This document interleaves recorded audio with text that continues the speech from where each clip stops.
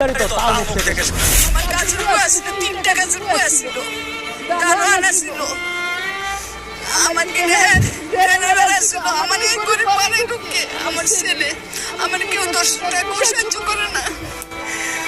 আর আমি গরিব, এটা কেউ বিশ্বাস করে না। আমার দেখলে সবাই সব জিনিস মানে না, কাকে কই দেখতে গেছে বড়কে বড় মতন ধরে তো মাঝে আমার আরো খারাপ কইব। বেটি চিঠি ব্যাপারে আরম্ভ করছে। আসলে আমি চিঠি ব্যাপারে না, আমার তো পেয়ে দেওয়া বাপ। আমার যদি কেউ 10 টাকা দেয় তাহলে আমার খুব কষ্ট লাগে। আমার 10 টাকা দিল, আমি তো এই ওজনের না।